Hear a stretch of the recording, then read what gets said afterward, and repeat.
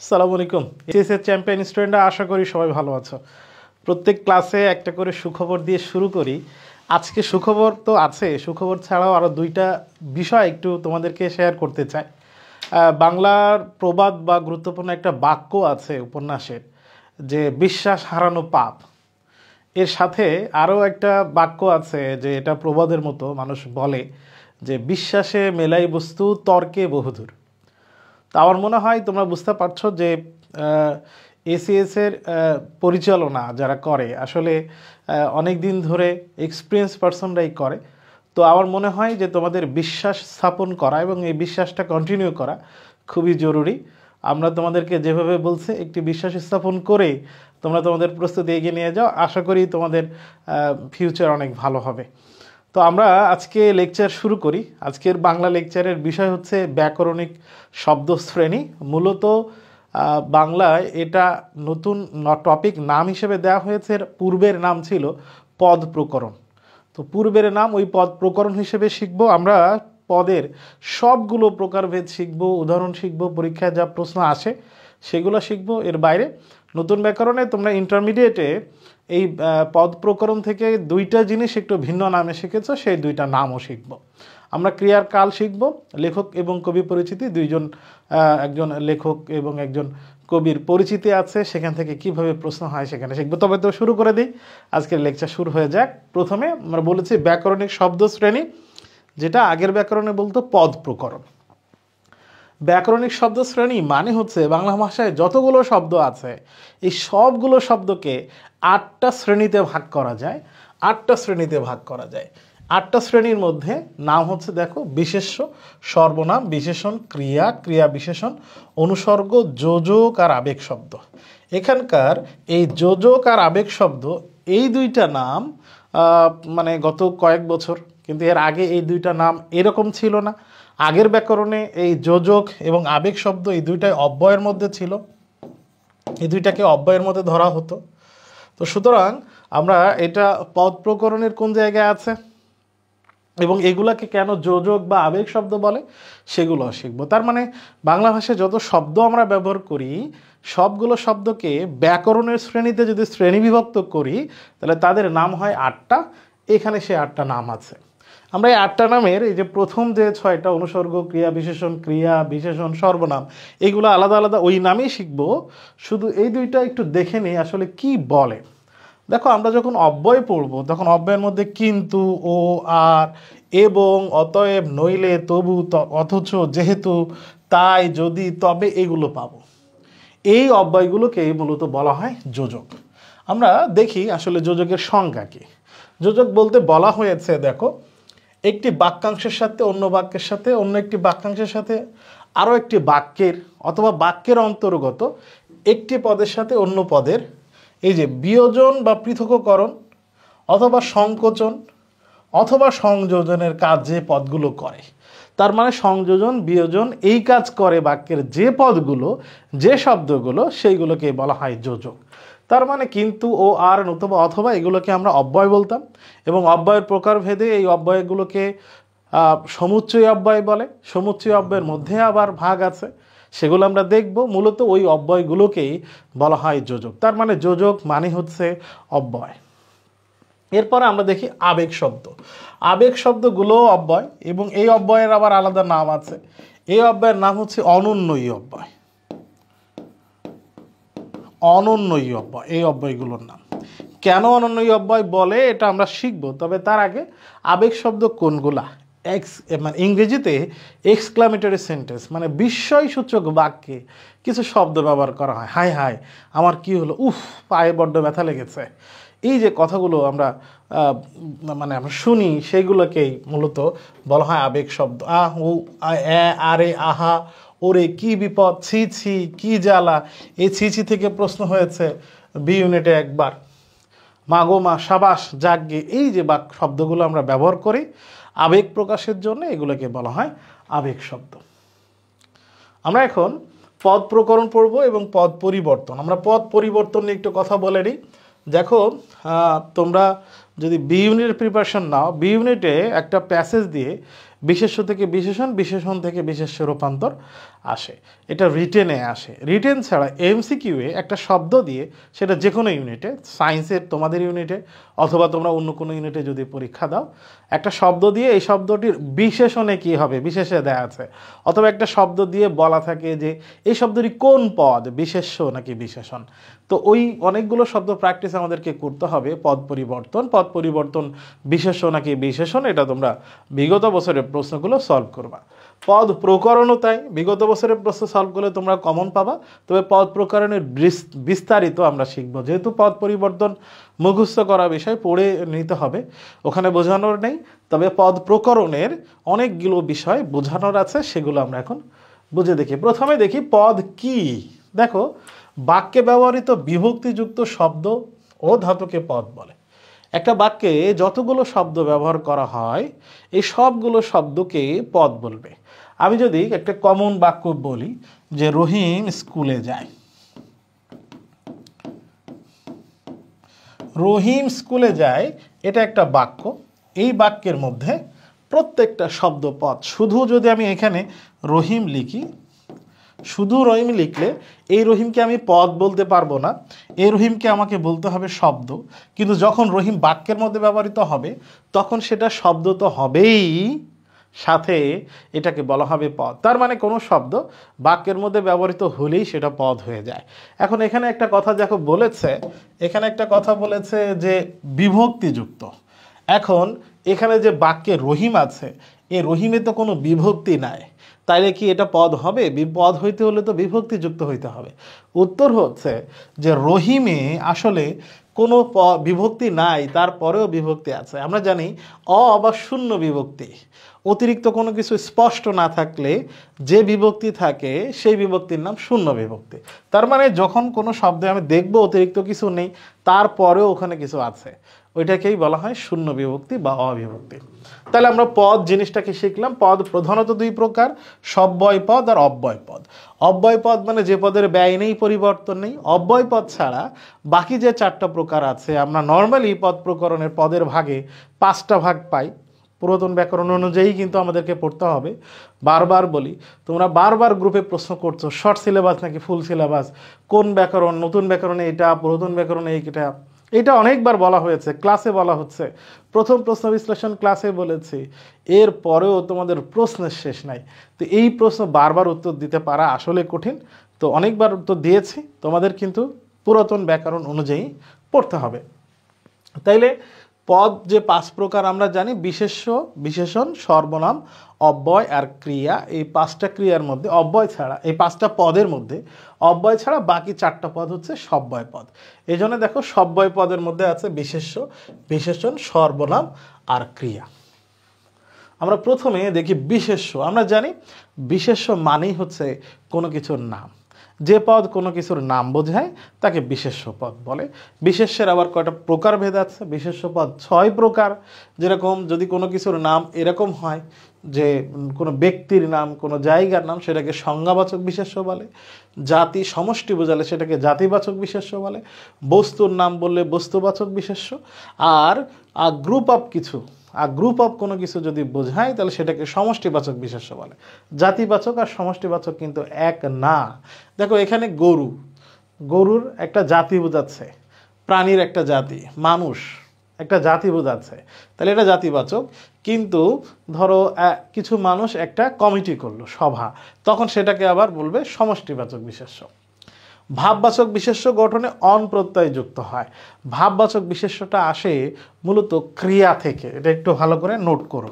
তোমরা অনেকে প্রশ্ন করছো যে ভাই নোট করব কি করে স্যার? আরে আমি যখন ক্লাস করি আমি তোমাদেরকে বারবার বলছি যে তোমাদের টপিক বাংলা প্রথম পত্র ছাড়া কোনো টপিক আর পড়তে হবে না, ক্লাসে যা দেওয়া হচ্ছে। তাহলে আর কি পড়বো? ক্লাসের এইগুলো পড়বো, বুঝবো আর প্রশ্ন সলভ করব। এটাই হচ্ছে তোমাদের কাজ। সায়েন্সের স্টুডেন্টের জন্য এর বেশি কোনো কাজই নেই। তবে বাংলা প্রথম পত্র, কবিতা, গল্প একটু থ্রুলি সব পড়তে হবে। ওইটা যে কোনো জায়গা থেকে প্রশ্ন হতে পারে, নাটক, উপন্যাস, গল্প, কবিতা। শর্ট সিলেবাস ফুল একটু রিডিং পড়তে হবে, ভালো করে রিডিং পড়তে হবে যেন এমসিকিউ আসলে পারি। আর ব্যাকরণের যাতে যা কিছু আছে ক্লাসে যা পড়ানো হচ্ছে এটা, এর বাইরে প্রশ্ন সলভ করবা। আচ্ছা, তাহলে আমরা এখানে দেখি যে ক্রিয়াপদ মূলত ভাববাচক বিশেষ্য ক্রিয়াপদ থেকে গঠিত হয়। দেখো যেরকম সে যাচ্ছে, যাচ্ছে কিন্তু একটা ক্রিয়া। তো যাচ্ছে মানে যাওয়া, যাওয়া থেকে যাওয়া ক্রিয়ার একটা নাম আছে কি গমন। এই গমনটা কিন্তু বিশেষ্য। কোন বিশেষ্য? ভাববাচক বিশেষ্য। দেখা বা দেখছে এটা একটা ক্রিয়া, কিন্তু দেখা ক্রিয়ার একটা নাম আছে দর্শন। খাওয়া একটা ক্রিয়া, খাওয়া ক্রিয়ার একটা নাম আছে ভোজন। আমরা সবগুলো দেখতে পাচ্ছি, গমন, দর্শন, ভোজন সবগুলো শেষে কি প্রত্যয় আছে? অন প্রত্যয় আছে। তার মানে ভাববাচক বিশেষ্য গঠনে অন প্রত্যয় যুক্ত হয়। এরপরে গুণবাচক বিশেষ্য। গুণবাচক বিশেষ্য মূলত বিশেষণ থেকে আসছে, বিশেষণ থেকে আসছে। আমরা এখন একটু শিখব বিশেষণ আসলে কাকে বলে। ছোটবেলা থেকে আমরা বিশেষণের যত সংজ্ঞা পড়েছি সে সংজ্ঞায় দেখেছি যে পদ বিশেষ, যে পদ অন্য পদের দোষ, গুণ, অবস্থা, পরিমাণ, সংখ্যা এগুলো নির্দেশ করে সেই পদকে বলা হয় বিশেষণ। এর মানে বিশেষণ হচ্ছে গ্রামের থার্ড ক্লাস মহিলা। গ্রামের কিছু মহিলা আছে দেখবা নিজের বাড়িতে কি হয়েছে কোনো খবর নেই, কার বাড়িতে কোথায় কি হয়েছে এই সব খবর নিয়ে বেড়ায়। কার কি দোষ, কার কি গুণ, কার কি অবস্থা হয়েছে, কে কতটুকু পরিমাণ তরকারিতে লবণ দিছে বা দেয় নাই, এইটা নিয়ে গবেষণা করে। এই বিস্তার গবেষণা করে গ্রামের কিছু থার্ড ক্লাস মহিলা। তোমরা যেটা পাশের বাড়ির আন্টি বলো, তোমাদের রেজাল্ট নিয়ে টেনশন করে তোমাদের থেকে পাশের বাড়ির আন্টিরা বেশি টেনশন করে। ওই পাশের বাড়ির আন্টি যারা অন্য মানুষের দোষগুণ অবস্থা খুঁজে বেড়ায়, এই যে গুণ বা বৈশিষ্ট্য আছে ওটাই তো বিশেষণের গুণ। এই কারণে বলে বিশেষণ মানে হচ্ছে, বিশেষণ মানে হচ্ছে যে অন্য পদের দোষ, গুণ, অবস্থা, পরিমাণ এটা নির্দেশ করে পাশের বাড়ির আন্টির মতো। তাহলে বিশেষণ অন্য পদের দোষ, গুণ। এখন আমি বললাম যে মধুর, মধুর মতো মিষ্টি,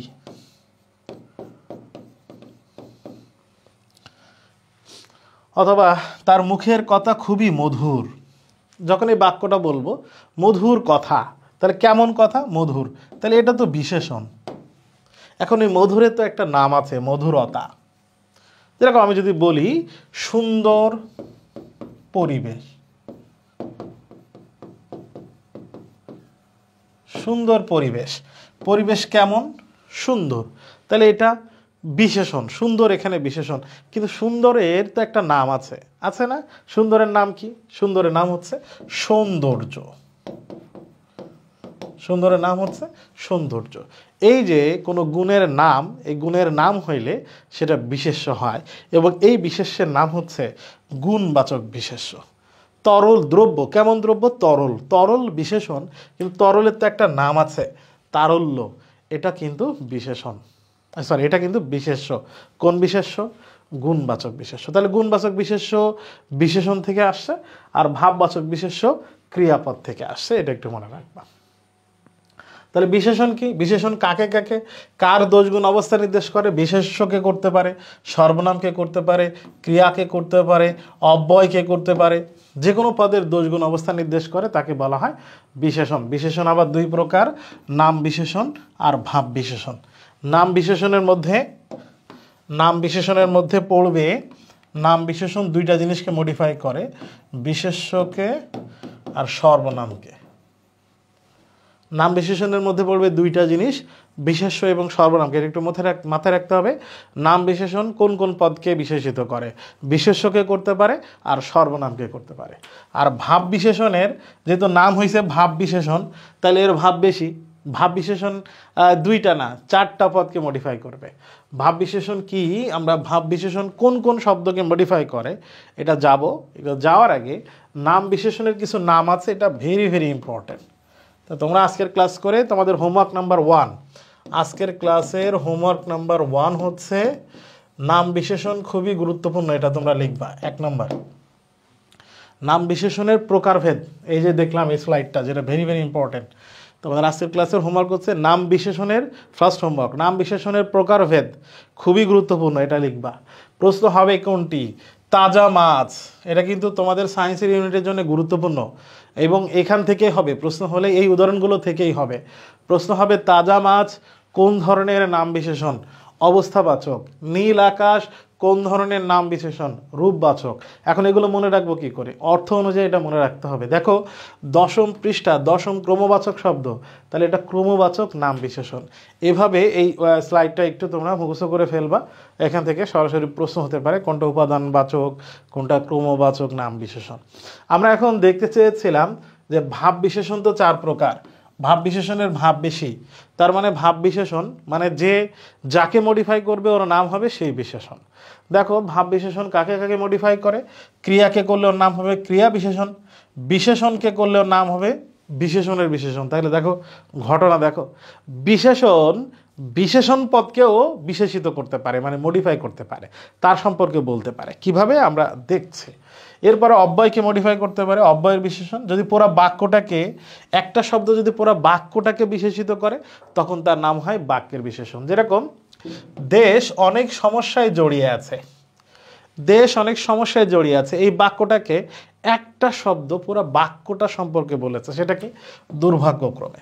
সৌভাগ্যক্রমে ঢাকা বিশ্ববিদ্যালয়ে ভর্তি হওয়ার সুযোগ পেয়েছি, একটা বাক্য। ঢাকা বিশ্ববিদ্যালয়ে ভর্তি হওয়ার সুযোগ পেয়েছে, কে মডিফাই করছে? কে? সৌভাগ্যক্রমে।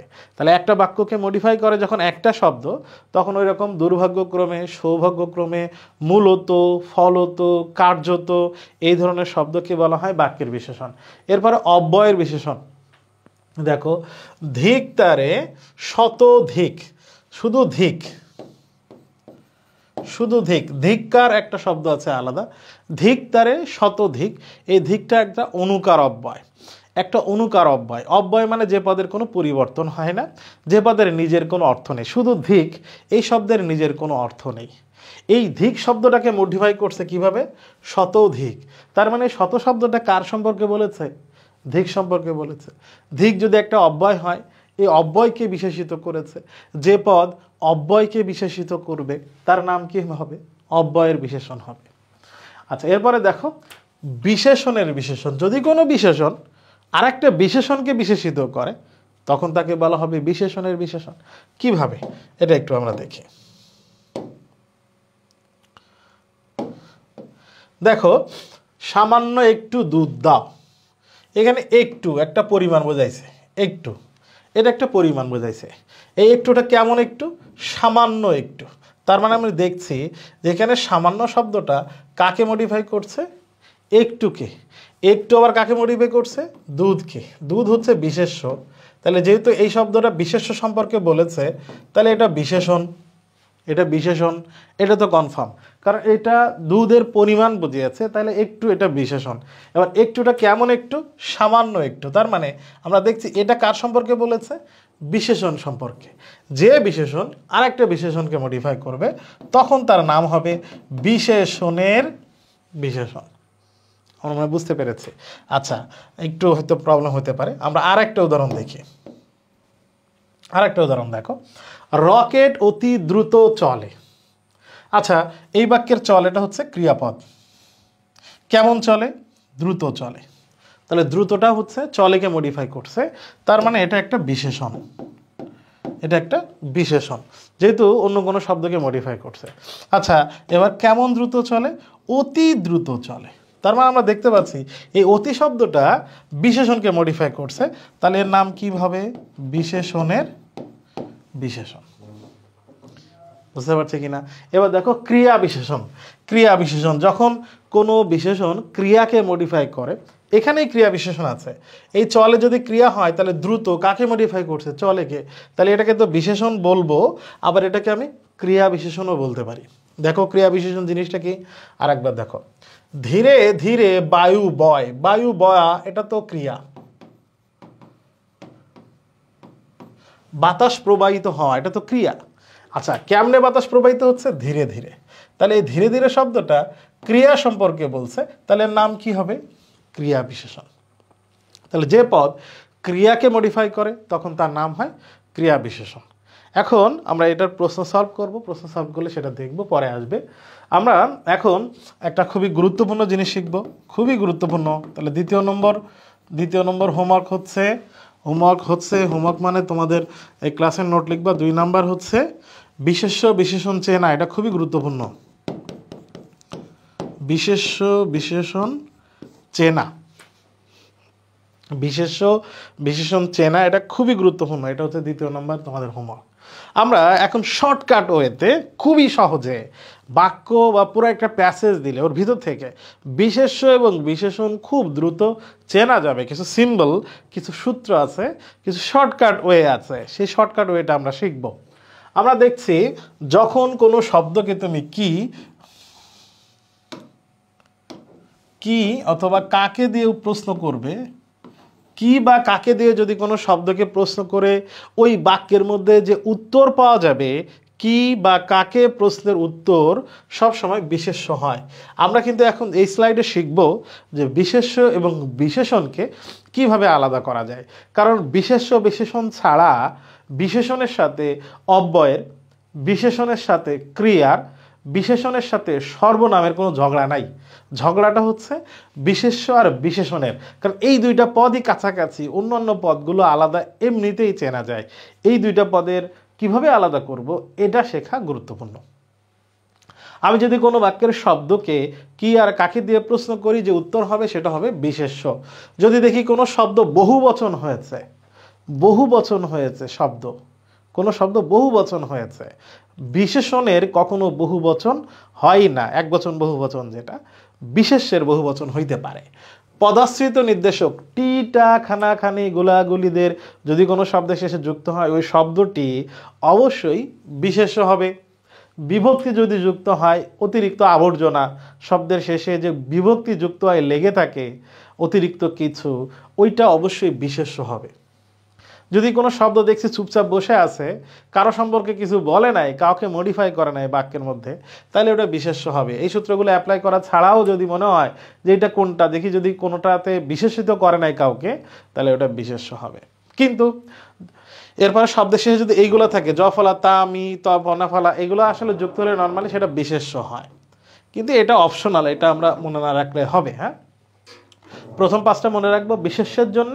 এবার বিশেষণের জন্য দুইটা, বিশেষণের জন্য আমাকে এই দুইটা মনে রাখতে হবে, 7 এবং 8। কি?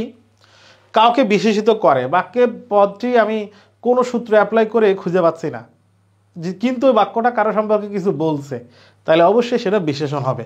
যেটা আমরা আগে শিখেছি যে বিশেষণ কোনো শব্দকে মডিফাই করে। কেমন দিয়ে প্রশ্ন করে যদি উত্তর পাওয়া যায়, কোনো শব্দকে তুমি কেমন দিয়ে প্রশ্ন করেছো, উত্তর পাচ্ছ, তাহলে অবশ্যই সেটি বিশেষণ হবে। এখন শিখলাম তো, তোমাদের প্রথম কাজ, তোমাদের খুবই গুরুত্বপূর্ণ কাজ আজকে লেকচারে, সেটা হচ্ছে এই স্লাইডটা মুখস্থ করে ফেলা, বিশেষ্য বের করার উপায়, বিশেষণ বের করার উপায় একদম মুখস্থ করে ফেলা। এবার এটা কিভাবে অ্যাপ্লাই করব সেটা আমরা এবার একটু দেখি। দেখে একই শব্দ বিশেষ্য হয়েছে, বিশেষণে হয়েছে, এরকম একটা স্লাইডে আমরা এখন ওইটা কিভাবে অ্যাপ্লাই করতে হয় সেটা বের করার চেষ্টা করব। দেখো, প্রথম শব্দে ভালো, ভালো এই শব্দটা প্রথমে দেখতে পাচ্ছি বিশেষ্য। আচ্ছা, ভালো বিশেষ্য হইল কেমনে বুঝবো? আপন ভালো সবাই চায়। আমি যদি প্রশ্ন করি আপন কি সবাই চায়, তাহলে উত্তর হয়েছে কি? ভালো। কি প্রশ্নের উত্তর? বিশেষ্য হয়। এরপর আমি প্রশ্ন করি ভালো বাড়ি পাওয়া কঠিন। আমি প্রশ্ন করলাম এই বাড়িটাকে, এই বাড়ি কেমন, উত্তর কি? ভালো। তাহলে কেমন প্রশ্নের উত্তর কোন পদ হয়? বিশেষণ হয়। ঘোড়াটি ভালো দৌড়াতে পারে, এখানকার ভালো, ঘোড়াটি আমি যদি প্রশ্ন করি কেমন দৌড়াতে পারে, কেমন দৌড়াতে পারে, তাহলে উত্তর কি? ভালো দৌড়াতে পারে। তাহলে কেমন প্রশ্নের উত্তর? বিশেষণ, মানলাম। এরপরে দেখো এই ভালো শব্দটা কাকে মডিফাই করছে? দৌড়াতেকে। দৌড়াতে কোন পদ? দৌড়ানো বা দৌড়াতে ক্রিয়াপদ। তাহলে ক্রিয়াকে মডিফাই করলে ওই বিশেষণটাকে কি বলবো? ক্রিয়া বিশেষণ বলবো। দেখো এরপরে মন্দ দিয়ে, এখানে কি মন্দটা তুমি দেখলে, মূল শব্দ কি? মন্দ, শেষে কি আছে? টা, পদাশ্রিত নির্দেশক, টিটা খানাখানি পদাশ্রিত নির্দেশক। পদাশ্রিত নির্দেশক যুক্ত হলে কোন পদ হয়? বিশেষ্য হয়। মন্দকে মন্দ বলতে দোষ কি? আমি প্রশ্ন করি মন্দকে, তাহলে এখানে আমি কাকে বলতে পারি? কাকে। একটু আগে আমি দেখেছি কাকে প্রশ্নের উত্তর কোন পদ হয়? বিশেষ্য হয়। তাহলে কাকে দিয়ে মন্দকে বোঝাচ্ছে, এটা বিশেষ্য। এবার প্রশ্ন করে কি বলতে দোষ নেই, মন্দকে কি বলতে দোষ কি? কি, উত্তর কি? মন্দ। তাহলে মন্দটা বিশেষ্য, এটাও বিশেষ্য, ওটাও বিশেষ্য। এরপর দেখো মন্দ কথা, এই কথাটা কেমন কথা? মন্দ কথা। কেমন প্রশ্নের উত্তর কোন পদ? বিশেষণ পদ। মন্দ লোকের সঙ্গ ত্যাগ করা উচিত, লোকটা কেমন? মন্দ, তাহলে মন্দ বিশেষণ। দেখো ওই সূত্রগুলো কিন্তু অ্যাপ্লাই করলে পারছি, খুবই সহজ। ওটা মুখস্থ করতে হবে এভাবে, যে কোনো প্যাসেজ যে কোনো বাক্যে তুমি ওটা অ্যাপ্লাই করলে সহজে বের করতে পারবা। দেখো এবার মন্দ কিভাবে ক্রিয়া বিশেষণ হয়েছে। আজকাল পুষ্পার অবস্থা মন্দ যাচ্ছে। পুষ্প মানে ফুলের ব্যবস্থার মানে ব্যক্তি হইতে পারে বা ফুলের ব্যবসার অবস্থা হইতে পারে। পুষ্পার অবস্থা মন্দ যাচ্ছে, যাচ্ছে কোন পদ? ক্রিয়াপদ। এখন আমি প্রশ্ন করি কেমন যাচ্ছে, তাহলে উত্তর কি? মন্দ যাচ্ছে। তাহলে মন্দ শব্দটা কাকে মডিফাই করলো? ক্রিয়াকে মডিফাই করলো। ক্রিয়াকে মডিফাই করলে তার নাম কি হবে? ক্রিয়া বিশেষণ হবে। এবার দেখো সাধুগণের সাধু, সাধুগণ কখনো অন্যের ক্ষতি করে না। এখানে গণ বহু বচনবাচক শব্দ, তাহলে সাধু শেষে বহু বচন হয়েছে। দেখো তো বহু বচন হইলে কোন পদ হয়? বিশেষ্য হয়। তাহলে এখানকার সাধু হচ্ছে বিশেষ্য। এবার দেখো সে সাধু উদ্দেশ্য নিয়ে আসেনি, তার উদ্দেশ্য মানে তার নিয়তটা সাধু ছিল না। উদ্দেশ্য কেমন? সাধু। তাহলে সাধু উদ্দেশ্যকে মডিফাই করছে সাধু, এখানকার সাধু কিন্তু আবার বিশেষণ। পুণ্যে মতি হোক, পুণ্য এর মূল শব্দ কিন্তু পুণ্য। পুণ্য বানানে কিন্তু পয়রস্যকার মূর্ধন্য জফালা, এই বানানটাও মনে রেখো, শুদ্ধিকরণে এই বানানটাও গুরুত্বপূর্ণ। পুণ্য মূল শব্দ, শেষে বিভক্তি আছে। দেখো তো বিভক্তিযুক্ত শব্দ হলে কোন পদ হয়? বিশেষ্য হয়। তাহলে এখানে পুণ্যে হচ্ছে বিশেষ্য। কিন্তু এখানে দেখো তোমার এই পুণ্য প্রচেষ্টা সফল হোক। আমি প্রশ্ন করি প্রচেষ্টাকে, কেমন প্রচেষ্টা? উত্তর হলো কি? পুণ্য। তাহলে কেমন প্রশ্নের উত্তর কোন পদ হয়? বিশেষণ হয়। আমার মনে হয় যে এই বিষয়টা তোমাদের সহজ লেগেছে এবং এই বিষয়টা তোমাদেরকে দারুণ হেল্প করবে। তবে এই স্লাইডটা মুখস্থ করবা, এভাবে কোনো বাক্য সামনে আসলে প্র্যাকটিস করবা। ওটা মুখস্থ থাকলেই না, তোমার সূত্র মুখস্থ থাকলেই না অ্যাপ্লাই করা যায়। তাহলে এটা খুবই গুরুত্বপূর্ণ। আজকে লেকচার কিন্তু সব থেকে গুরুত্বপূর্ণ বিষয় হচ্ছে এটা। আচ্ছা, এরপরে আমরা সর্বনাম পদ পড়ব। সর্বনাম পদ জিনিসটা কি? বলা হয়েছে বিশেষ্যের পরিবর্তে যে শব্দগুলো ব্যবহার করা হয় সেগুলোকে সর্বনাম পদ বলে। যে 1971 সালে মুক্তিযোদ্ধারা দেশ স্বাধীন করেছেন। মুক্তিযোদ্ধা এটা বিশেষ্য, যারা দেশের জন্য জীবন দিতে পারেন তারাই দেশপ্রেমিক। এই যে মুক্তিযুদ্ধ সম্পর্কে আমি ব্যবহার করলাম যারা, তারা, এই যারা শব্দটা ব্যবহার করেছি, ওই যে সর্বনাম বিশেষ্যের পরিবর্তে এটাকে বলা হয় সর্বনাম। এটা খুবই সহজ জিনিস।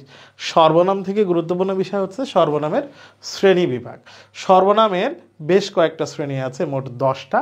যদিও সর্বনাম কত প্রকার এটা 10 প্রকার এরকম কোনো বাক্য লেখা নেই, তবে সর্বনামের যতগুলো পদ আছে, শব্দ উদাহরণ আছে, সবগুলোকে 10টা শ্রেণীতে ভাগ করা যায়। সর্বনাম কত প্রকার আমার এটা পড়তে হবে না, এটা নিয়ে ভেজাল যেহেতু আছে, এটা আমরা পড়বো না। আমরা পড়বো কি? আমরা পড়বো এরকম যে স্বয়ং, নিজে, খোদ, এগুলো কোন ধরনের সর্বনাম? এগুলোর নাম হচ্ছে আত্মবাচক সর্বনাম। প্রশ্ন হবে সকল কোন ধরনের সর্বনাম? এগুলো হচ্ছে সাকল্যবাচক। এইরকম নামগুলো পড়তে হবে। উদাহরণ আপনা আপনি, এটা কোন ধরনের সর্বনাম? ব্যতিহারিক সর্বনাম। এভাবে এই সর্বনামের 10টা ভাগ আমরা পড়ব। এখন আমরা এই যে বিশেষ্য, বিশেষণ এবং সর্বনাম থেকে বিগত বছরে কিছু প্রশ্ন একটু সলভ করে দেখি। কোনটি সমষ্টিবাচক বিশেষ্য? পর্বত, মাটি, মানুষ, বহর। এখানকার বহর হচ্ছে সমষ্টিবাচক বিশেষ্য। কোনটি ভাববাচক বিশেষ্য? ভাববাচক ক্রিয়া থেকে আসে। মাইকেল না, লন্ডন না, তারল্য ভাববাচক বিশেষ্য না, গুণবাচক বিশেষ্য। এখানে আছে দর্শন, ভাববাচক বিশেষ্য। নিচের কোনটি ভাববাচক বিশেষ্য? চিনি না, সৌরভ তো গুণবাচক, জনতা না সমষ্টিবাচক, এই ভোজনটা হচ্ছে ভাববাচক বিশেষ্য। আপন ভালো সবাই চায়, বাকৃত ভালো কোন পদ? আমি প্রশ্ন করি আপন কি সবাই চায়? কি প্রশ্নের উত্তর কোন পদ হয়? কি প্রশ্নের উত্তর? বিশেষ্য। আমরা বিশেষ্য পড়েছি, সর্বনাম পড়েছি, বিশেষণ পড়েছি। এখন আমরা পড়ব ক্রিয়া, এরপরে আমরা পড়ব অব্যয়। ক্রিয়াপদ থেকে প্রশ্ন যদি আসে, ক্রিয়াপদ চেনা খুব একটা গুরুত্বপূর্ণ না তোমাদের জন্য। ক্রিয়া থেকে প্রশ্ন আসলে আসবে একটা বাক্যের ক্রিয়াটি কোন অর্থে যুক্ত হয়েছে। তাহলে তোমাদের হোমওয়ার্ক নাম্বার 3, হোমওয়ার্ক নাম্বার 3 9-10-এর ব্যাকরণ বইয়ে, 9-10-এর ব্যাকরণ বইয়ে যৌগিক ক্রিয়া,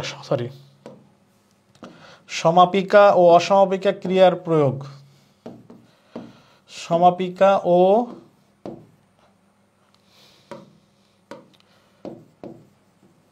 অসমাপিকা ক্রিয়ার প্রয়োগ বা ব্যবহার একটা টপিক আছে, সমাপিকা ও অসমাপিকা ক্রিয়ার প্রয়োগ বা ব্যবহার। অনেকগুলো বাক্য আছে, 2-3টা পৃষ্ঠা। প্রত্যেকটা বাক্যের আগে এখানে ক্রিয়াটি কোন অর্থে যুক্ত হয়েছে এটা লেখা আছে। চা জুড়ে যাচ্ছে, এখানে জুড়ে যাচ্ছে কোন ক্রিয়া, কোন অর্থে ক্রিয়া, ক্রমশ অর্থে। সাইরেন বেজে উঠলো, এখানে বেজে উঠলো ক্রিয়াটি কোন অর্থে, আকস্মিকতা অর্থে। এরকম যতগুলো বাক্য আছে ওই 3 পৃষ্ঠায়, সবগুলো ইম্পর্টেন্ট। ক্রিয়া থেকে তোমাদের কাজ হচ্ছে ওই জায়গাটা। এছাড়া ক্রিয়া থেকে খুব ভিতরের প্রশ্ন তোমাদের খুব একটা আসে না, মানে সায়েন্সের জন্যে। তবে বি ইউনিটের জন্যে আসতে পারে, এই জন্য আমরা কিছু জিনিস শিখব। প্রথমে আমরা শিখব যে সমাপিকা ক্রিয়া এবং অসমাপিকা ক্রিয়া কাকে বলে। দেখো, যে ক্রিয়ার মাধ্যমে বাক্যের অর্থ শেষ হয় তাকে বলা হয় সমাপিকা, আর যে ক্রিয়ার ওখানে গিয়ে থামলে বাক্যের অর্থ শেষ হয় না তাকে বলা হয় অসমাপিকা। খুবই সহজ উপায় আছে। তুমি যদি কোনো ক্রিয়া নিচে দাগ দিয়ে বলা থাকে এটা সমাপিকা নাকি অসমাপিকা, তুমি ওই বাক্য যেটা দেয়া থাকবে ওই ক্রিয়ার ওখানে ব্রেক করবা, থেমে যাওয়া। থেমে যাওয়ার পরে যদি দেখো যে অর্থ প্রকাশ করতে পেরেছে, বাক্য শেষ হয়েছে, তাহলে সমাপিকা। যদি বাক্য শেষ না হয় তাহলে অসমাপিকা। খুবই সহজ। দেখো, মুক্তা ক্লাস থেকে না বলে চলে গেল। আচ্ছা দেখো, মুক্তা ক্লাস থেকে না বলে, এই যে বলে ক্রিয়া, এখানে গিয়ে থামলে বাক্যের অর্থ কি শেষ হয়েছে? না, তাহলে এটা অসমাপিকা। চলে, আমি যদি আবার দেখি, মুক্তা ক্লাস থেকে না বলে চলে, এই পর্যন্ত গিয়েও যদি থামি, চলে শেষ হয়েছে? না, তাহলে এটাও অসমাপিকা ক্রিয়া। তাহলে চলেটাও অসমাপিকা ক্রিয়া। এবার যদি বলি মুক্তা ক্লাস থেকে না বলে চলে গেল, এই পর্যন্ত গিয়ে বাক্য কি শেষ হয়েছে? হ্যাঁ, অর্থ শেষ হয়েছে, তাহলে গেল, এটা হচ্ছে সমাপিকা ক্রিয়া। তাহলে যে ক্রিয়ার ওখানে থামলে বাক্য শেষ হয় সমাপিকা, বাক্য শেষ হয় নাই অসমাপিকা। এখন আমরা পড়ি সকর্মক, অকর্মক আর দ্বিকর্মক ক্রিয়া। সকর্মক ক্রিয়া কি? যার কর্মপদ আছে।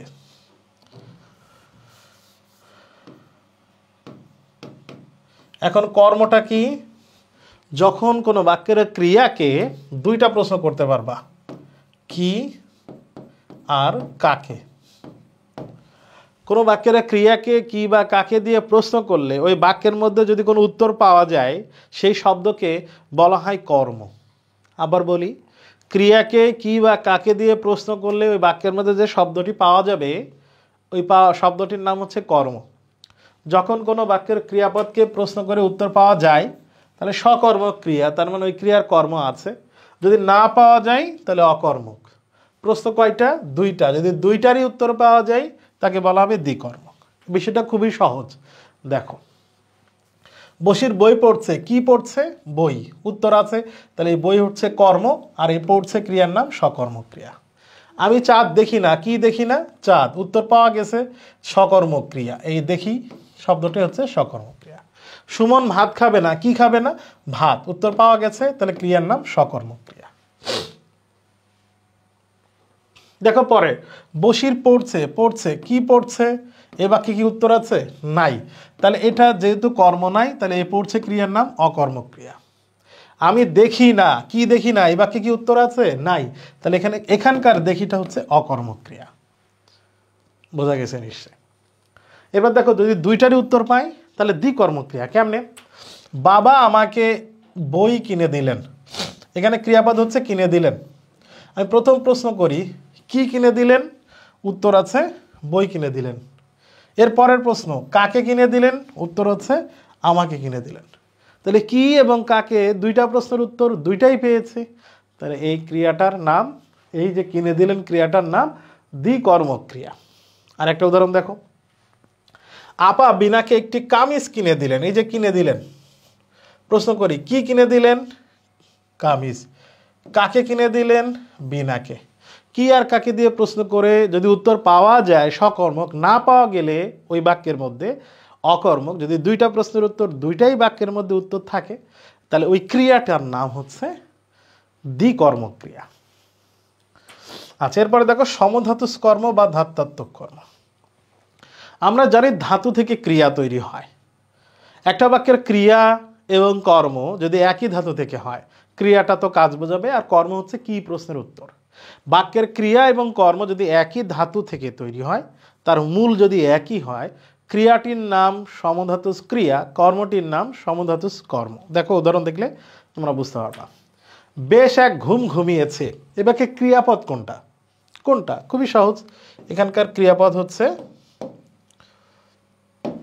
এখানে ক্রিয়াপদ হচ্ছে ঘুমিয়েছে, ঘুমিয়েছে, ঠিক আছে? তো বেশ এক ঘুম ঘুমিয়েছে, ক্রিয়াটা হচ্ছে ঘুমিয়েছে। যে কোনো ক্রিয়ার মূলকে বলা হয় ধাতু, তার মানে এই ঘুমিয়েছি এই ক্রিয়াপদের মূল হচ্ছে ঘুম। ঘুমিয়েছি ক্রিয়াপদের একবার মূল অংশ হচ্ছে ঘুম, তাহলে ক্রিয়াপদের মূল হচ্ছে ধাতু, তার মানে ঘুমিয়েছি ক্রিয়াপদের মূল হচ্ছে ঘুম, ঠিক আছে? এবার প্রশ্ন করি, আমি এখানে প্রশ্ন করি কি ঘুমিয়েছে? বেশ এক ঘুম ঘুমিয়েছে, এবার আমি প্রশ্ন করলাম ক্রিয়াকে কি ঘুমিয়েছি, উত্তর কি? ঘুম ঘুমিয়েছে। এখন বলে ঘুম শব্দটির মূল কি? ঘুম শব্দটির মূলত ঘুম, তার মানে আমরা দেখলাম কি প্রশ্নের উত্তর তো কর্ম হয়, তার মানে দেখলাম এই বাক্যের কর্ম এর মূল ঘুম আর ক্রিয়াপদেরও মূল ঘুম। যখন কোনো বাক্যের ক্রিয়া এবং কর্ম একই শব্দ, একই মূল, একই ধাতু থেকে গঠিত হয়, তখন ওই ক্রিয়াটার নাম সমধাতুজ ক্রিয়া আর এই কর্মটার নাম সমধাতুজ কর্ম। ক্রিয়া হইলে সমধাতুজ ক্রিয়া, সমধাতুজ মানে একই ধাতু থেকে জন্ম, ক্রিয়াটার নাম সমধাতুজ ক্রিয়া আর কর্মটার নাম সমধাতুজ কর্ম। আরেকটা উদাহরণ দেখো, এমন সুখের মরণ কে মরতে পারে? এখানে ক্রিয়া কোনটা? মরতে পারা বা মরা। মরতে পারা ক্রিয়াপদের মূল কি, মানে মূল শব্দ কি? মর। আমি এখন প্রশ্ন করি কি মরতে পারে? উত্তর হচ্ছে মরণ। এই মরণ শব্দের মূল হচ্ছে মর, মানে ওইখানে গিয়ে তুমি আর সরাইতে পারবা না। তাহলে আমরা দেখতে পাচ্ছি ক্রিয়াপদ এর মূলও মর, কর্মপদের মূলও মর, তাহলে এই ক্রিয়াটার নাম সমধাতুজ ক্রিয়া আর কর্মটার নাম সমধাতুজ কর্ম। আশা করি বুঝতে পেরেছো, তবে এটা তোমাদের জন্য খুব একটা গুরুত্বপূর্ণ না। এরপরে যাবো আমরা প্রযোজক ক্রিয়া। মা শিশুকে চাঁদ দেখাচ্ছে, এখানে ক্রিয়াটা হচ্ছে দেখাচ্ছে। যখন কোনো ক্রিয়া একজন ঠেলা দিয়ে আরেকজনকে করায়, একজন প্রেরণা দিয়ে আরেকজনকে করায়, যেরকম তোমরা পড়াশোনা করতে চাও না, তোমাদের শিক্ষকরা, তোমাদের বাবা মা, আমরা তোমাদেরকে ঠেলে বলে বলে পড়াশোনা করায়। যখন কোনো ক্রিয়া একজনের ঠেলায় আরেকজন করে, একজনের প্রেরণায় আরেকজন করে, তখন ওই ক্রিয়াটার নাম হচ্ছে প্রযোজক ক্রিয়া, যার আর এক নাম নিযন্ত ক্রিয়া। মা শিশুকে চাঁদ দেখাচ্ছে, দেখো শিশুকে যদি মা চাঁদ না দেখাইতো শিশু কি দেখতে পারতো না? তাহলে মা ঠেলতেছে কাকে? শিশুকে। তাহলে এই দেখাচ্ছে ক্রিয়াটার নাম হচ্ছে প্রযোজক ক্রিয়া। সাপুড়ে সাপ খেলায়, খেলা ক্রিয়া। সাপুড়ে প্রেরণা দেয়, সাপ খেলা করে। শিক্ষক ছাত্রদেরকে পড়ায়, এই পড়াই ক্রিয়া। শিক্ষক ছাত্রদেরকে প্রেরণা দিয়ে পড়ানোর কাজ করে। একজন কর্তা আর একজন কর্তাকে করিয়ে দিবে, করাবে, ঠেলে, এই ধরনের ক্রিয়ার নাম হচ্ছে প্রযোজক বা নিযন্ত ক্রিয়া। এবার আমরা শিখব যৌগিক ক্রিয়া আর মিশ্র ক্রিয়া। যৌগিক ক্রিয়া আর মিশ্র ক্রিয়া থেকে প্রশ্ন হলে নর্মালি বাক্য দিয়ে ক্রিয়া নিচে দাগ দিবে। ক্রিয়া থেকে প্রশ্ন হলে প্রশ্ন এরকমই হয়, একটা বাক্য দিয়ে ক্রিয়া নিচে দাগ দিবে, দিয়ে বলা থাকবে এটা কোন ধরনের ক্রিয়া। যৌগিক ক্রিয়া আর মিশ্র ক্রিয়া বের করা খুবই সহজ একটা ওয়ে আছে। যৌগিক ক্রিয়া আর মিশ্র ক্রিয়া বের করার জন্যে দুইটা শব্দের নিচে দাগ দিবেন, দুইটা শব্দ নিচে দাগ। সেইখান থেকে আমরা খুব ঝটপট শিখে ফেলবো যে কোনটা যৌগিক ক্রিয়া হচ্ছে, কোনটা মিশ্র ক্রিয়া হচ্ছে। দেখো ঘটনাটি শুনে রাখো, এরকম প্রশ্ন হলে এখানে শুনে রাখো নিচে দাগ দেওয়া থাকবে। আমরা তাজমহল দর্শন করলাম, এরকম থাকলে এই দর্শন করলামের নিচে দাগ দেওয়া থাকবে। এবার দেখো এই দুইটার পার্থক্যটা কোথায়? এই দুইটাকার পার্থক্য হচ্ছে, দেখো শুনে এই শব্দটি ক্রিয়া, আবার রাখো এই শব্দটিও ক্রিয়া। দুইটা শব্দের নিচে দাগ দেওয়া আছে, দুটাই কিন্তু ক্রিয়া পেলাম এখানে। এখানে দেখো করলাম এটা ক্রিয়া, কিন্তু দর্শন এটা কি ক্রিয়া? দর্শন কি ক্রিয়া? দর্শন তো বিশেষ্য, ভাববাচক বিশেষ্য। তারপর আমরা কি দেখলাম? দুইটা শব্দের নিচে দাগ দেওয়া আছে, দুইটাই ক্রিয়া আছে। আর এখানে দেখলাম দুইটা শব্দের নিচে দাগ, একটা ক্রিয়া আর একটা ক্রিয়া না। দুইটা শব্দ পাশাপাশি আছে, দুইটাই যদি ক্রিয়া হয় ওই ক্রিয়াটির নাম হচ্ছে যৌগিক ক্রিয়া। আর দুইটা শব্দের নিচে দাগ দেওয়া আছে, একটা ক্রিয়া আর একটা ক্রিয়া যদি না হয় তাহলে ওই দর্শন করা ক্রিয়াটির নাম হচ্ছে মিশ্র ক্রিয়া। বুঝতে পারছি আমরা? দেখো আর একটা উদাহরণ দেখো, সাইরেন বেজে উঠলো। এই যে বেজে উঠলো, উঠলো ক্রিয়া, বেজেটাও ক্রিয়া। গোল্লায় যাও, যাওটা ক্রিয়া, কিন্তু গোল্লায় কি ক্রিয়া না, তাহলে এটা ক্রিয়া না। গোল্লায় যাওয়া এটা হচ্ছে মিশ্র ক্রিয়া। তাহলে যৌগিক ক্রিয়া আর মিশ্র ক্রিয়া চেনার উপায় কি? দুইটা শব্দ নিচে দাগ, দুইটাই যদি ক্রিয়া হয় যৌগিক ক্রিয়া, দুইটা শব্দ নিচে দাগ, দুটার একটা যদি ক্রিয়া এবং আরেকটা ক্রিয়া না হয় তাহলে মিশ্র ক্রিয়া। এইভাবে তোমরা যত উদাহরণ দেখো। এখন একটু আগে বলেছি যে এই যৌগিক ক্রিয়া মানে সমাপিকা অসমাপিকা ক্রিয়া মিলেই তো যৌগিক ক্রিয়া হয়। এখান থেকে কোন অর্থে প্রশ্ন হতে পারে? ঘটনাটি শুনে রাখো, তাগিদ দেওয়া অর্থে, সাইরেন বেজে উঠলো আকস্মিকতা অর্থে, শিক্ষায় মন সংস্কার মুক্ত হয়ে থাকে। এইভাবে অনেকগুলো বাক্য দেয়া আছে তোমাদের 9-10 ব্যাকরণ বইয়ে। কোন বাক্যটি কোন অর্থে ক্রিয়া ব্যবহৃত হয়েছে সেখান থেকে প্রশ্ন হতে পারে। এখন আমরা ক্রিয়াপদ থেকে মানে অব্যয় ছাড়া বাকি যে 4টা পদ পড়লাম, এই 4টা পদের বিগত বছরে কিছু প্রশ্ন সলভ করে দেখি। কোন বাক্যটিতে সমধাতুজ কর্ম আছে? আমাকে কর্ম বের করতে হবে। সমধাতুজ মানে ক্রিয়া এবং কর্ম একই ধাতু থেকে গঠিত হয়েছে। আমরা এখানে দেখি আজ বেশ এক ঘুম ঘুমালে, এখানে ক্রিয়াপদ হচ্ছে ঘুমালে, তার ধাতু হচ্ছে ঘুম, আমরা শিখেছি। এবং এর কর্মপদ কি ঘুমালে, ঘুম, এটারও মূল হচ্ছে বা ধাতু হচ্ছে ঘুম। তার মানে ক্রিয়া এবং কর্ম একই ধাতু থেকে গঠিত হয়েছে। এটা হচ্ছে সমধাতুজ কর্ম। এখানে তুমি ঘুমিয়ে দিন কাটালে, কাটালে ক্রিয়া, কিন্তু এখানে কর্ম আলাদা। এমন মেয়ে আর দেখিনি, দেখি ক্রিয়া, দেখ কর্ম, দেখ হচ্ছে ধাতু, কিন্তু এখানে ক্রিয়া কর্ম আলাদা। আমার দিন কেটে গেল, এখানে গেল ক্রিয়া, কিন্তু কর্ম আলাদা। শুধু ওই জায়গায় ক্রিয়া এবং কর্ম একই ধাতু থেকে গঠিত। কোনটি প্রযোজক ক্রিয়ার উদাহরণ? কোনটাতে একজনের প্রেরণায় আরেকজন কাজ করেছে সেটা বোঝায়। কঞ্চিটি বাঁকিয়ে ধরো, ধরো ক্রিয়া, বাঁকিয়ে ক্রিয়া, দুইটাই ক্রিয়া পাশাপাশি থাকলে ওই ক্রিয়ার নাম যৌগিক ক্রিয়া। সাইরেন বেজে উঠলো, উঠলো ক্রিয়া, ক্রিয়া, বেজে ওঠা এটাও যৌগিক ক্রিয়া। আকাশে চাঁদ দেখিনি, দেখিনি, আমি প্রশ্ন করি কি দেখিনি? চাঁদ, তার মানে এখানে কর্মপদ আছে ক্রিয়ার, তাহলে এই ক্রিয়াটার নাম হচ্ছে সকর্মক ক্রিয়া। মা শিশুকে চাঁদ দেখায়, এখানে ক্রিয়াটা হচ্ছে দেখায়, আর মায়ের প্রেরণায় শিশু চাঁদ দেখে। যে ক্রিয়া একজনের প্রেরণায় আরেকজন করে ওই ক্রিয়াটার নাম হচ্ছে প্রযোজক ক্রিয়া। প্রযোজক ক্রিয়ার আর এক নাম কি? প্রযোজক ক্রিয়ার আর এক নাম নিযন্ত ক্রিয়া, এটা কিন্তু মনে রাখতে হবে। তোমাকে দেখে প্রীত হলাম, আমরা দেখতে পাই যে এখানে হলাম এটা হচ্ছে ক্রিয়া, কিন্তু প্রীত এটা কি ক্রিয়া না। পাশাপাশি দুইটা শব্দের একটা ক্রিয়া আর একটা ক্রিয়া যদি না হয় তাহলে ওই ক্রিয়াটার নাম হচ্ছে মিশ্র ক্রিয়া। আমরা এখন শিখব অব্যয় পদ। অব্যয় পদ, অব্যয় যতগুলো শব্দ আছে প্রধানত 3 ধরনের, এরকম আর, আবার, ও, হ্যাঁ, না, এগুলো হচ্ছে বাংলা শব্দ। আলবত, বহুত, খুব, সাবাস, খাসা, মাইরি এগুলো হচ্ছে বিদেশি শব্দ। এবং কিন্তু, অথবা, নথবা এগুলো হচ্ছে তৎসম শব্দ। তাহলে অব্যয় পদ 3 প্রকার। কোনটি তৎসম অব্যয়, কোনটি বিদেশি অব্যয়, কোনটি খাঁটি বাংলা অব্যয়, এটা আমরা পড়ব। অব্যয় পদ প্রধানত 4 প্রকার: সমুচ্চয়ী অব্যয়, অনন্যয়ী অব্যয়, অনুসর্গ বা পদান্বয়ী অব্যয়, আর অনুকার অব্যয়। আমরা এই অব্যয়ের প্রকারভেদগুলো শিখব, কিন্তু অব্যয়ের যে 4টা প্রকার এর মধ্যে আবার প্রকারভেদ আছে, ওইটা আমাদের শিখতে হবে না। আমরা শুধু কোনটি সমুচ্চয়ী অব্যয়, কোনটি অনন্যয়ী অব্যয়, কোনটি অনুসর্গ অব্যয়, আর কোনটি ধনাত্মক অব্যয় সেগুলো শিখি। প্রথমে আমরা শিখব সমুচ্চয়ী অব্যয়। সমুচ্চয়ী অব্যয় মানে হচ্ছে যে আমরা যে অব্যয় বলে যেগুলো চিনি, এবং, ও, তথা, কিংবা, অথবা, বা, নতুবা, এগুলোকে বলা হয় সমুচ্চয়ী অব্যয়। সমুচ্চয়ী অব্যয়ের কাজ হচ্ছে কি?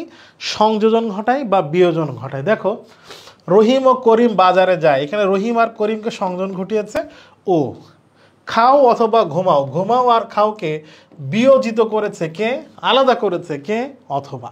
এই যোগ করা, বিয়োগ করা, এবং যোগ বিয়োগ করার মতো আরও একটা আছে, ছেলেটি মেধাবী কিন্তু গরিব, এখানে যোগও করে না বিয়োগও করে না, এরকম হইলে সেটাও সমুচ্চয়ী অব্যয়ের মধ্যে পড়ে। তাহলে এখানে প্রকারভেদ আমি আলাদা দিয়েছি, সংযোজক, বিয়োজক আর সংকোচক, কিন্তু আমরা এই প্রকারভেদ পড়বো না। আমরা সবগুলো উদাহরণ পড়বো, এবং যতগুলো উদাহরণ আছে এখানে সবগুলো সেগুলোকে সমুচ্চয়ী অব্যয় বলে, এইটুকু জানলেই আমাদের জন্য এনাফ।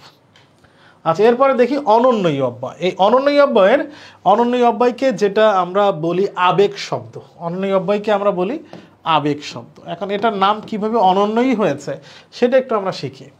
অনন্যয়ী তার মানে অন্যয়ী। অন্যয়ী মানে হচ্ছে সংযুক্ত, আর মানে হচ্ছে না। তাহলে অনন্যয়ী অব্যয় মানে হচ্ছে অন্যয়ী মানে সংযুক্ত না। যে অব্যয়টা নর্মালি বাক্যের মধ্যে সংযুক্ত থাকে না, আলাদা থাকে বাক্যে, সেটাকে অনন্যয়ী অব্যয় বলে। দেখো, মরি মরি কি সুন্দর প্রভাতের রূপ, এই মূল বাক্যটা কিন্তু এটা কি বাক্যের মধ্যে আছে, সংযুক্ত আছে, না আলাদা আছে? এই মরি মরি, হ্যাঁ আমি যাব, আমি আজ আলবত যাব, এটাকে আলবত আলাদা করা যায়।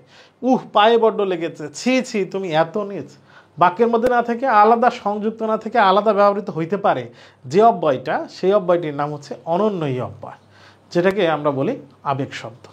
এই অনন্যই অব্যয় থেকে আরেকভাবে প্রশ্ন হইতে পারে, প্রশ্ন হবে এরকম, ছি ছি তুমি এত নীচ, এখানে অব্যয়টি কোন অর্থ দিয়েছে? ঘৃণা প্রকাশ করেছে, ঘৃণা। পায়ে বড্ড লেগেছে, এটা উটা কোন অর্থ দিয়েছে? যন্ত্রণা প্রকাশ করেছে। আমি আজ আলবত যাব, নিশ্চিত করেছে, হ্যাঁ আমি যাব, এটা নিশ্চিত অর্থ দিয়েছে। কোন অব্যয়টি কোন অর্থ দেয়, এটা একটু আমরা পড়ব 9 10 ব্যাকরণ বই থেকে। এরপর অনুকার বা ধনাত্মক অব্যয়। আমরা কিছু বিষয় জানি যে এগুলো কল্পনা করে নাম নেই, যেরকম দরজার বাইরে থেকে টকটক করে শব্দ করে আমরা বলি টক টক, ঠক ঠক। গাছ ভেঙে পড়লে আমরা বলি মড় মড়, শুকনো পাতার শব্দকে আমরা বলি মরমর। এরকম আমরা কাল্পনিক অনুভূতি করে আমরা কিছু শব্দ গ্রহণ করে নেই, নামকরণ করি। ছোটবেলায় ক্লাস 2-তে আমরা একটা কবিতা পড়েছিলাম, তোমরাও পড়েছ, চলে হন হন, ছোটে পন পন, মাথা বন বন, থালা ঝনঝন, শীতে কন কন, ফোড়া টন টন। তাহলে তোমাদের হোমওয়ার্ক নাম্বার 3 তোমরা লিখবা যে ছোটবেলায় এই কবিতাটার লেখককে, চলে হন হন, চলে হন হন এই কবিতাটার লেখককে, কবিকে। চলে হন হন ছোটবেলায় তোমরা যেটা পড়েছো হোমওয়ার্ক নাম্বার 3, চলে হন হন এই কবিতাটার কবিকে তোমরা গুগলে সার্চ দিলেই পাবা, বা তোমরা এটা জানো কবিকে। ওই সবগুলো, ওই যে হন হন, পন পন, শন শন, কন কন, টন টন, এই কাল্পনিক যত আছে, একটা শব্দ 2 বার কল্পনা করে আমরা নিয়েছি। দেখো দরজা বাইরে থেকে ঠকঠক করে, এটা কি কেউ বলে দিছে? না, এটা আমরা কল্পনা করে গ্রহণ করে নিয়েছি। এগুলাকে বলা হবে অনুকার বা ধনাত্মক। এই যে বৃষ্টির শব্দকে বলে ঝমঝম, স্রোতের ধ্বনি কলকল, বাতাসের গতি শনশন, শুষ্ক পাতার শব্দ মরমর। এখান থেকে কিন্তু এক কথায় প্রকাশ আসতে পারে যে শুকনো পাতার ধ্বনিকে কি বলে? মরমর। গাছ ভেঙে পড়ার শব্দকে কি বলে? মড়মড়। হৃদয়ের হাহাকারকে কি বলে? খা খা। এরকম এক কথায় প্রকাশের মতো হতে পারে। এরপর অনুসর্গ অব্যয়।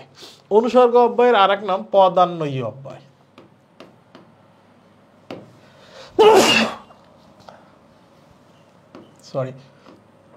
পদান্বয়ী অব্যয়। অনুসর্গ অব্যয়ের আর এক নাম পদান্বয়ী অব্যয়। পদান্বয়ী মানে পদকে অন্বয়ী করবে, সংযুক্ত করবে যে অব্যয়টি, তাকে বলা হবে পদান্বয়ী অব্যয়। দেখো কিভাবে এর নাম পদান্বয়ী অব্যয় কেন হইল। আমরা যেগুলো অনুসর্গ, যাহাই অনুসর্গ, সেগুলোই আবার পদান্বয়ী অব্যয়। কিভাবে দেখো, ওকে এ কাজ হবে না, এ কাজ হবে না, আর ওকে আমি যদি এইটুকু না বলি যে ওকে এ কাজ হবে না, বাক্যটা কি হয়? হয় না। তাহলে বাক্যের এই অংশের সাথে এই অংশের সংযোগ ঘটালো কে? দিয়ে।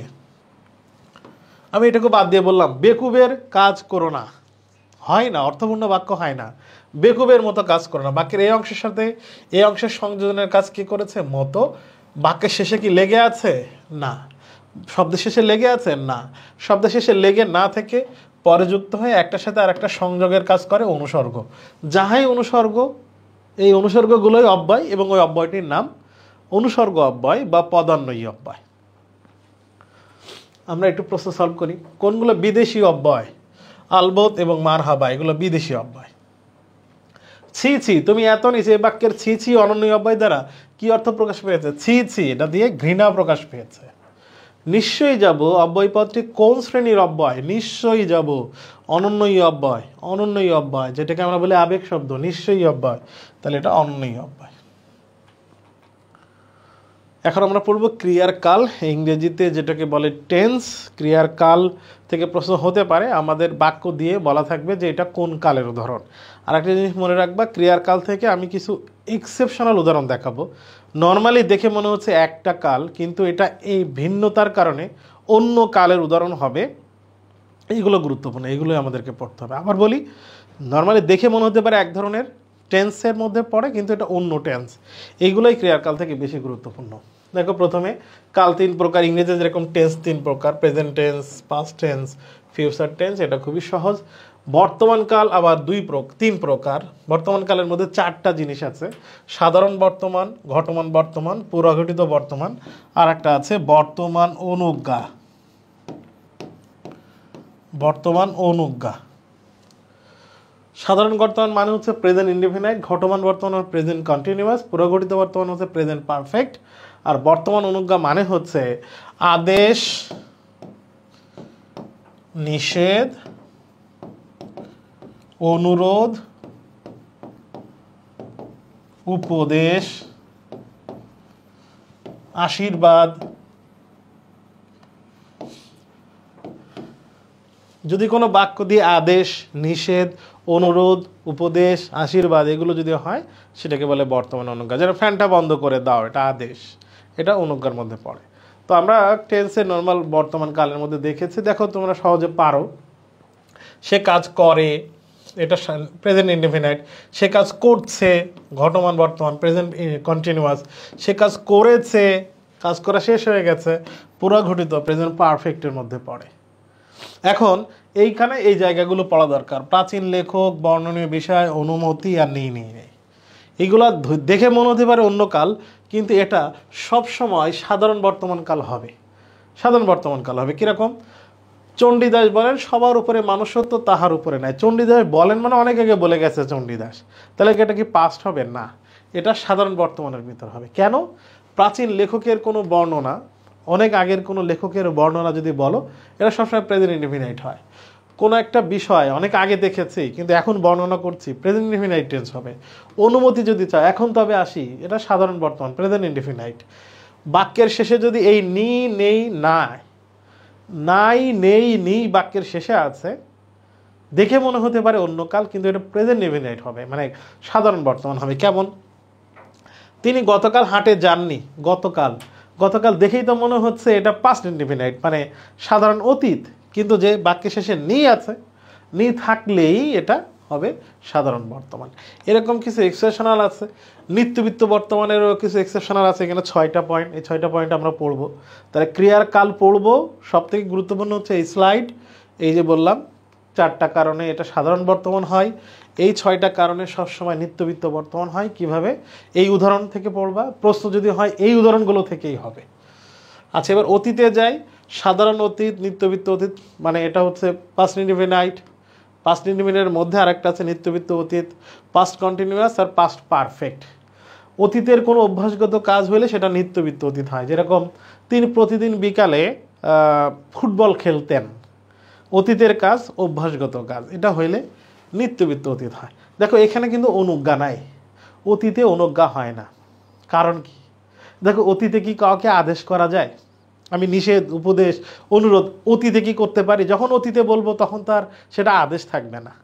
এই জন্য অতীতকালে কোনো অনুজ্ঞা হয় না। সে কাজ করলো, পাস্ট ইনডিফিনাইট। সে কাজ করতো, এই যে অতীতের কোনো অভ্যাস, নিত্যবৃত্ত অতীত।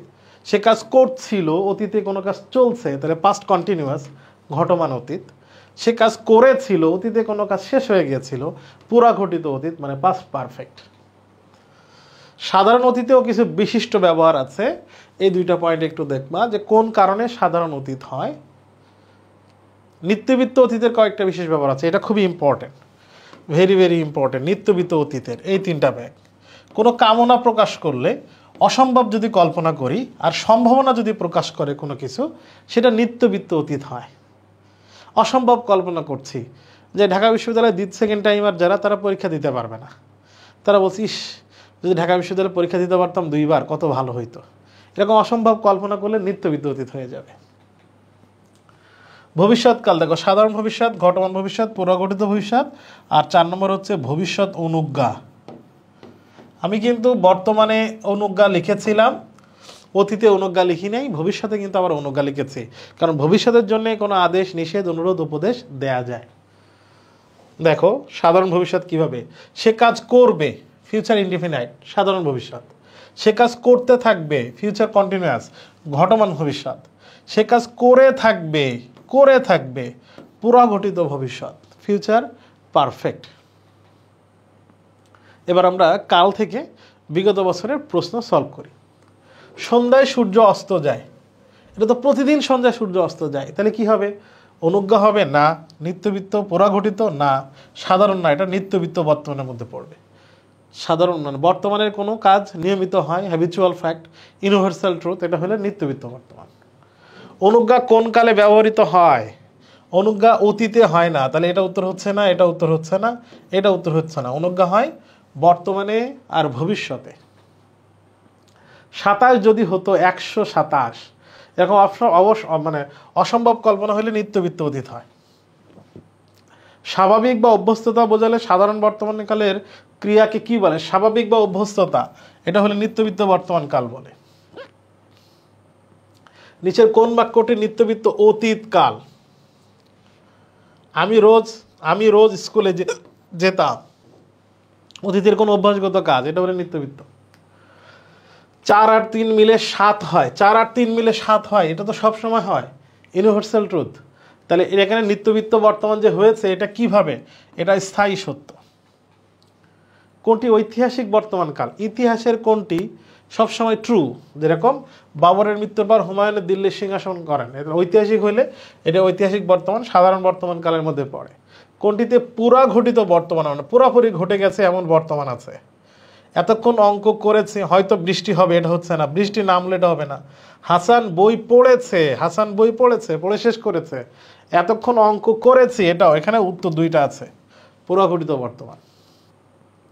কোনটি নিত্যবৃত্ত অতীতকালের উদাহরণ? অতীতে কোনটা বারবার হতো? গাইতাম গীত শুনি কোকিলের ধ্বনি, এইটা গাইতাম মানে গান গাইতাম, গীত শুনি আমি গান গেতাম, কোকিলের ধ্বনি আমি কোকিলের আওয়াজ শুনে গান গেতাম, অতীতের কোনো অভ্যাস বোঝাইছে, তাহলে এটা উত্তর। দুলিতেছে তরি, ফুলিতেছে জল, তুলিতেছে মাঝি পথ। দুলিতেছে ইজ ওয়ার্কিং, ফুলিতেছে ইজ গোয়িং অন, ভুলিতেছে ইজ গোয়িং অন, কোনো কিছু কন্টিনিউয়াস চলছে, তাহলে এটা কি হবে? এটা হবে ঘটমান বর্তমান।